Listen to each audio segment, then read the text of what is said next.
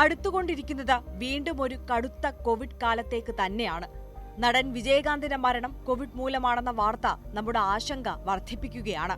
രാജ്യമാകെ Covid വ്യാപിക്കുന്നു എന്നാണ് report. അതുകൊണ്ട് തന്നെ രാജ്യം മുമ്പത്തേതുപോലെ അതിജാഗ്രതയുള്ള ഘട്ടത്തിലേക്ക് കടക്കേണ്ടി വരുമെന്നാണ് പുതിയ സാഹചര്യം നൽകുന്ന സൂചന. ഇന്നു രാവിലെ 8 മണി വരെയുള്ള 24 മണിക്കൂറിനുള്ളിൽ 692 പുതിയ കോവിഡ് കേസുകളാണ് രാജ്യത്ത് റിപ്പോർട്ട് ചെയ്തത്. കേരളത്തിലാണ് ഏറ്റവും വേഗത്തിൽ വൈറസ് ബാധ. മഹാരാഷ്ട്ര, കർണാടക, പശ്ചിമബംഗാൾ, ഡൽഹി എന്നിവിടങ്ങളിലും വലിയ തോതിൽ കോവിഡ് പടരുന്നത് ആശങ്ക വർദ്ധിപ്പിക്കുന്നു. ക്രിസ്മസ് പിറ്റേന്ന് രാജ്യത്ത് 529 പേർക്കും കോവിഡ് ബാധിച്ചിരുന്നു. ബുധനാഴ്ച രാത്രിയിലെ കണക്കുപ്രകാരം രാജ്യത്താകമാനം 4097 ആക്റ്റീവ് കോവിഡ് കേസുകളാണുള്ളത്. രാജ്യത്തിന്റെ വിവിധ ഭാഗങ്ങളിലുണ്ടായ മരണങ്ങൾ കോവിഡ് മൂലമാണോ എന്ന കാര്യം സ്ഥിരീകരിക്കാനുണ്ട്. പരിശോധന കർക്കശമാക്കിയാൽ രാജ്യത്തെ കോവിഡ് രോഗികളുടെ എണ്ണം ഇരട്ടിയെങ്കിലും ആകുമെന്നാണ് അനൌദ്യോഗിക നിഗമനം. കേരളത്തിന് പിന്നാലെ തമിഴ്നാട്ടിലും വലിയ വേഗത്തിലാണ് കോവിഡ് വ്യാപനം. ഇന്നലെ മാത്രം 135 പേരെ കോവിഡ് സ്ഥിരീകരിച്ച് ആശുപത്രികളിൽ പ്രവേശിപ്പിച്ചു. എന്നാൽ തമിഴ്നാട്ടിലും രോഗികളുടെ യഥാർത്ഥ എണ്ണം ഇതിലും എത്രയോ ഏറെ ആയിരിക്കുമെന്നാണ് നിഗമനം. പുതുച്ചേരിയിൽ ഇന്നലെ മരിച്ച നിർമ്മാണ തൊഴിലാളിക്ക് കോവിഡ് ആയിരുന്നുവെന്ന് സ്ഥിരീകരിച്ചിട്ടുണ്ട്.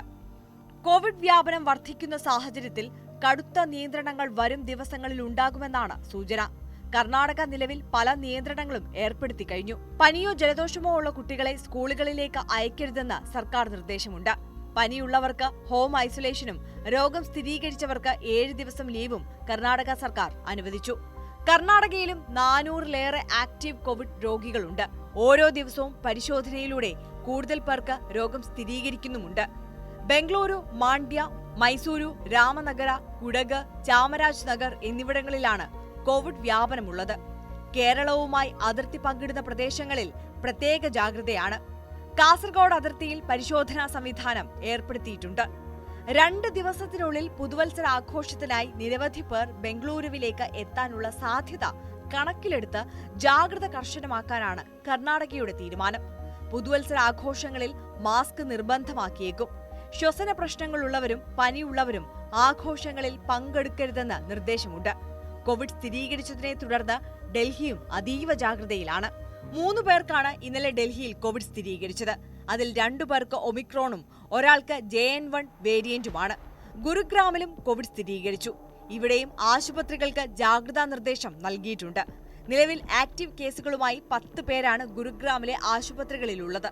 ഡൽഹിയിലും ഗുരുഗ്രാമിലും കോവിഡ് സ്ഥിരീകരിച്ച സാഹചര്യത്തിൽ All India Institute of Medical സയൻസിലും ഡൽഹി ലേഡി ഹാർഡിംഗ് ആശുപത്രിയിലും പ്രത്യേക കിടക്കകൾ സജ്ജീകരിച്ചിട്ടുണ്ട്. നിലവിലെ സാഹചര്യം കൈകാര്യം ചെയ്യുന്നതിനായി മഹാരാഷ്ട്ര പ്രത്യേക ടാസ്ക് ഫോഴ്സ് രൂപീകരിച്ചു. സംസ്ഥാനത്ത് പരിശോധനകളുടെ എണ്ണം കൂട്ടിയിട്ടുണ്ട്. മുംബൈയിലാണ് കാര്യമായി കേസുകൾ റിപ്പോർട്ട് ചെയ്യുന്നത്. സർക്കാർ നിർദ്ദേശപ്രകാരം മുംബൈ നഗരത്തിലെ ആശുപത്രികളിലായി 4215 കിടക്കകൾ കോവിഡ് രോഗികൾക്ക് മാത്രമായി മാറ്റിയിട്ടുണ്ട്. ഗുജറാത്തിലും തെലങ്കാനയിലും രാജസ്ഥാനിലും വലിയ തോതിലല്ലെങ്കിലും കോവിഡ് വ്യാപനം റിപ്പോർട്ട് ചെയ്യുന്നു. വരും ദിവസങ്ങളിൽ പുതുവത്സര ആഘോഷം കഴിയുന്നതോടെ കോവിഡ് രോഗികളുടെ എണ്ണത്തിൽ രാജ്യമൊട്ടുക്കുമായി 50% വർധന ദിവസവും ഉണ്ടാകുമെന്നാണ് കണക്കുകൂട്ടുന്നത്.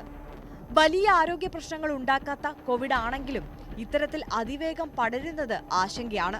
മറ്റ് രോഗങ്ങളുള്ളവർക്ക് ഈ കോവിഡ് അപകടകരമാണെന്നതും ജാഗ്രത നൽകേണ്ടതിന് കാരണമാണ്. പനി, ജലദോഷം, തൊണ്ടവേദന, ശരീരവേദന എന്നിവ തന്നെയാണ് JN1-ന്റെയും ലക്ഷണം. ഒമിക്രോണിനെ പ്രതിരോധിക്കുന്ന വാക്സിൻ JN1-നെതിരെയും ഫലം ചെയ്യുമെന്നതിനാൽ വലിയ ആശങ്ക വേണ്ടെന്ന് ആരോഗ്യ വിദഗ്ധർ പറയുന്നു.